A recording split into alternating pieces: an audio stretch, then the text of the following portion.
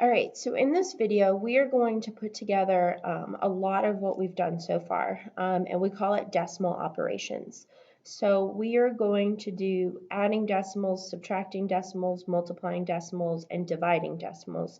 And we're going to do all of it with negatives and with positives, okay? So we are going to start off by reviewing our integer rules.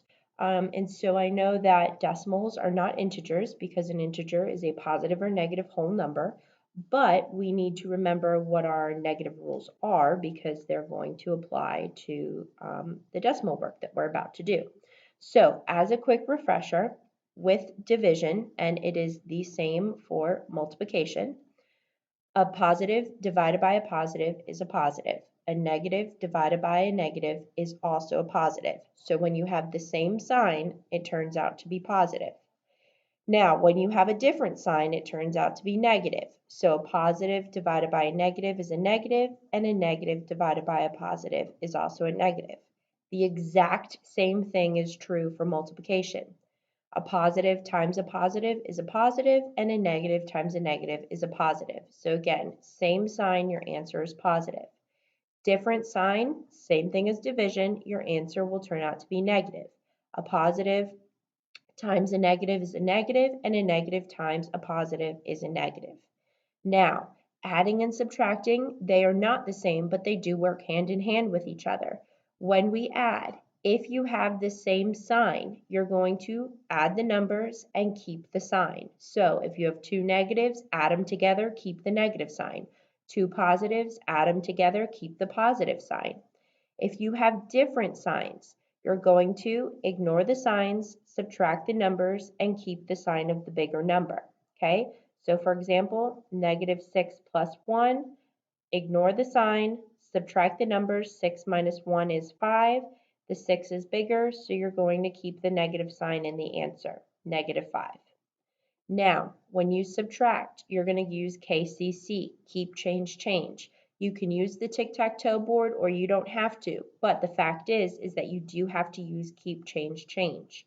So once you input your subtraction problem up at the top, so for example, -1 minus -7, you're going to keep the -1, change the negative to plus, and change the -7 to +7.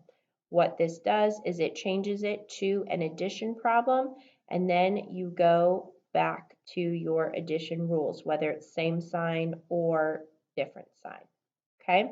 Keep those in mind as we start these problems. So the first problem that we have is -5.62 plus 4.19. So this is an addition problem, and we have different signs. I have a negative and I have a positive. So different signs, addition problem with different signs. Ignore the signs and subtract the numbers. So 5.62 minus 4.19. I'm going to subtract these. I'm going to borrow.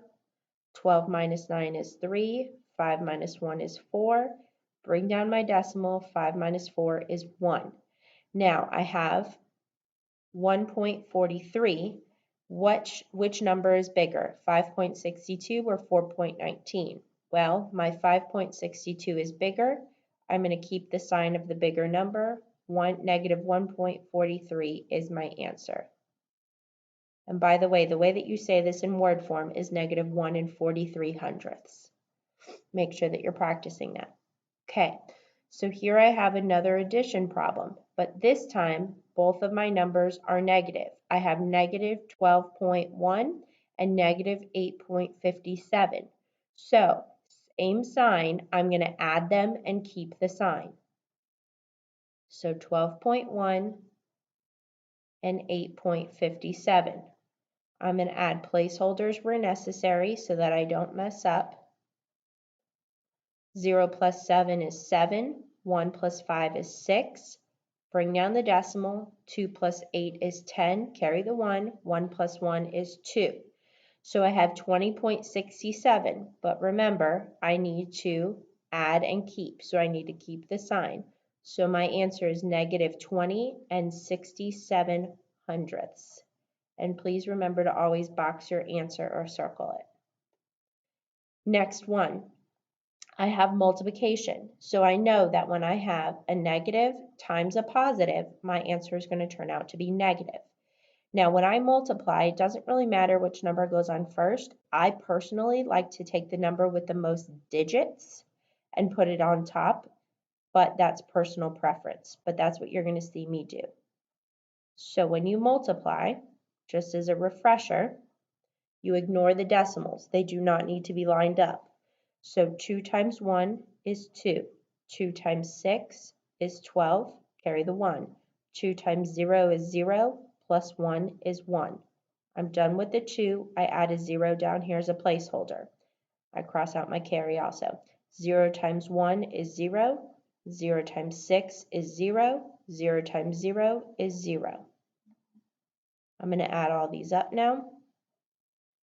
2 plus 0 is 2, 2 plus 0 is 2, 1 plus 0 is 1, and then 0. Now, go back to your problem. How many numbers are after the decimal? 1, 2, 3. So I'm going to go 1, 2, 3. The biggest thing to remember is you always take it from the back. So remember that I have one negative, so my answer is going to be negative. So my answer is negative 0.122, but the proper way to say that is negative 122 thousandths. Next problem. I have negative 5.35 minus 4.761. So this is a subtraction problem. So I have a keep, change situation. So I'm going to draw a little tic-tac-toe right in here. So I have keep, change. So I'm going to keep negative 5.35, change the minus to a plus, and change positive 4.761 to negative 4.761. Now I have a negative plus a negative, so I have same signs. So I'm going to add and I'm going to keep. So 5.35 plus 4.761. I'm going to add a 0 as a placeholder there. 0 plus 1 is 1. 5 plus 6 is 11. Carry the 1. 3 plus 7 is 10. Plus 1 is 11. Bring down my decimal. 5 plus 4 is 9. Plus 1 is 10. But I need to keep my negative sign. So my answer is negative 10 and 111 thousandths. All right, next problem. I have a multiplication problem, and my signs are both negative. Negative times negative means that my answer is going to be positive. Now, I told you it doesn't matter which number goes on top. My personal preference is I like to put the number with the most digits on top, but that's just me. Either way, though, you'll get the same answer. Remember that for multiplication, you do not have to line up the decimal. So 8 times 5 is 40. 8 times 2 is 16, plus 4 is 20. 8 times 3 is 24, plus 2 is 26. I'm done with the 8, cross out my carries, put my 0 as a placeholder. 6 times 5 is 30. 6 times 2 is 12, plus 3 is 15. 6 times 3 is 18, plus 1 is 19. Add them up. 0, 0. 6 plus 5 is 11. 9 plus 2 is 11, plus 1 is 12. 1 plus 1 is 2. How many numbers are after the decimal? 1, 2, 3. So I'm going to go 1, 2, 3. Now these zeros, you don't need them. You can have them there, but you really don't need them. Now remember, my answer is positive from the two negatives. Negative times negative is positive. So the answer is 22.1, but the proper way to say that is 22 1/10. Now, if you wrote it like this, That would technically be correct, but those zeros on the end are really not needed.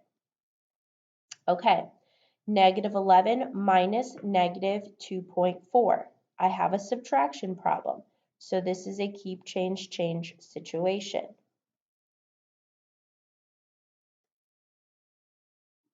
So keep, change, change. So I'm going to keep negative 11, change minus to plus, change negative 2.4 to positive 2.4.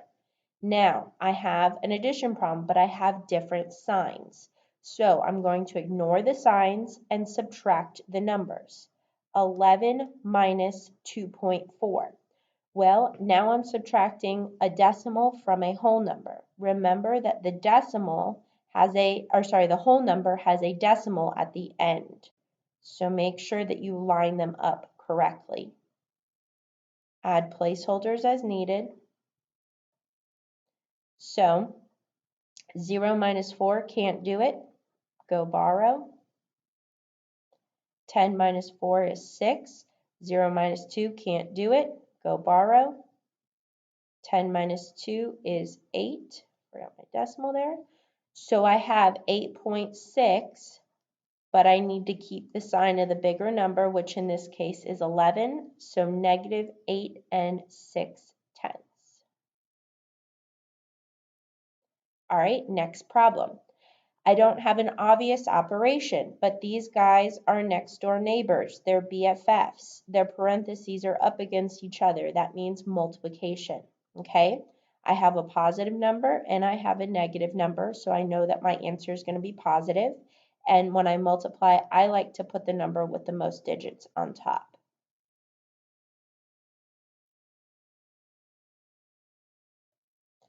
Four times 7 is 28. 4 times 1 is 4, plus 2 is 6. 4 times 0 is 0. I have 2 numbers after the decimal. So 1, 2.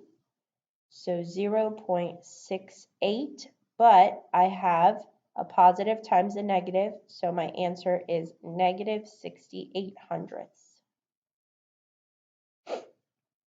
All right, now P equals negative 2 and 8 tenths, so we're going to substitute it in here. So 6.652 plus, always put it in parentheses, negative 2.8. Now, we have an addition problem with different signs. We have a positive and we have a negative here, okay? So, different signs, we're going to subtract, keep the sign of the bigger number. 6.652 minus 2.8. We're going to add placeholders as necessary.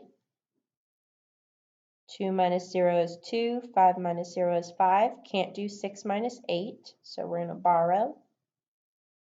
16 minus 8 is 8. Bring down the decimal. 5 minus 2 is 3. Now the bigger number in this case is the positive number, and so our final answer is 3 and 852 thousandths. Okay, we're going to do the same thing over here. 9.721 minus, and in this case, P is still negative 2 and 8 tenths, but I have a subtraction problem here, so I'm going to do keep, change, change, okay? And I'll show you how some people do it without the tic-tac-toe. They just write K, C, C. Notice how I wrote the K under the first number, the C under the minus, and the C under the second number. So then they'll just rewrite it 9.721 plus, and then they'll change that to 2.8. And now you got rid of all the minus signs and the negatives. So that's just a straight up addition problem. Add 0 as placeholders where necessary. 1, 2, that's 15. And that's 12. So your answer to this one is 12 and 521 thousandths.